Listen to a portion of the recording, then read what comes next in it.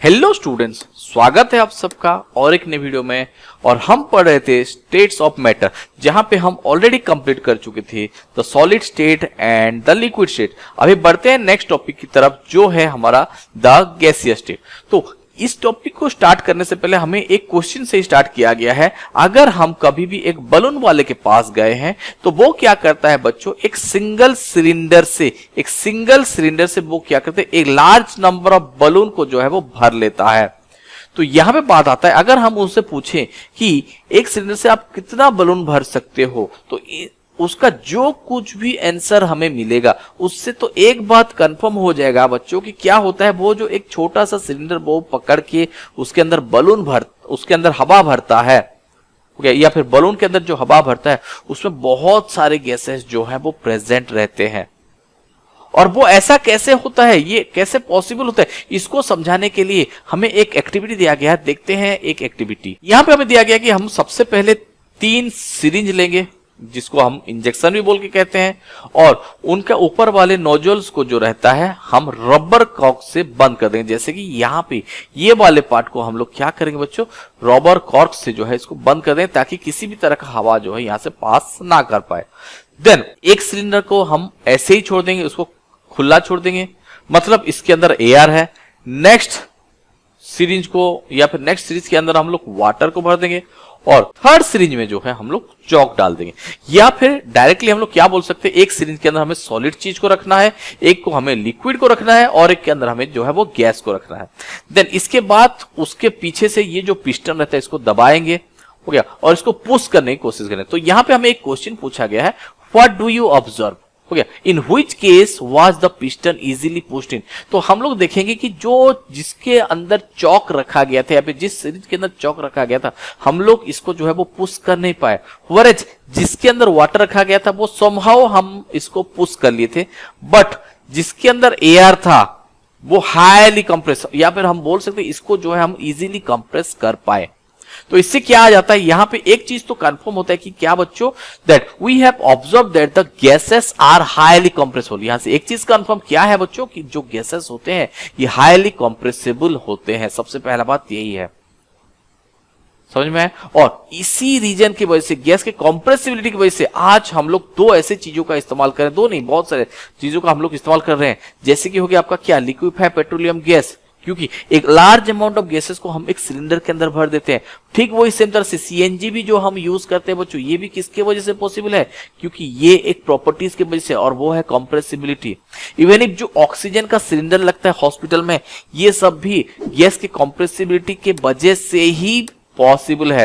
Due to its high compressibility, इसके high compressibility की वजह से large volume of gases can be compressed into small cylinder. Large number volume of gases को हम लोग क्या बोल सकते हैं, ये एक सिलेंडर में हम लोग इसको डाल सकते हैं। तो यहाँ पे देखिए बच्चों, एयर का तो किसी भी तरह का शेप नहीं है, बट इनका वॉल्यूम जो रहता है वो एक तरह से उनका फिक्स्ड है, और स्मॉल सिलेंडर में ये भरे जा सकते हैं बोल के इनको इजीली ट्रांसपोर्ट भी किया जाता है एक जगह से दूसरी जगह। तो यहाँ पे जो है वो 2 प्रॉपर्टीज हम लोग क्लियर हो गए। तो सबसे पहला प्रॉपर्टीज क्या आ गया गैसेस का, ये हाईली कंप्रेसिबल होते हैं, इनका किसी भी तरह का शेप नहीं होता, बट इनका एक पर्टिकुलर या फिर एक फिक्स्ड वॉल्यूम होता है। समझ में आया। देन यहाँ पे बोला गया we come to know of what being cook. जैसे कि मैं आपको इसके पहले वाले वीडियो में भी बताया था कि क्या होता है, अगर पार्टिकल्स इंटरमिक्स हो रहे हैं तो इसको क्या बोल के कहा जाता है बच्चों, उसको डिफ्यूजन बोल के कहा जाता है। ठीक उसी तरह से अगर हमारे घर में कुछ खाना अगर बन रहा है तो वो घूम फिर के हमारे नाक तक पहुंच ही जाता है। समझ में आया।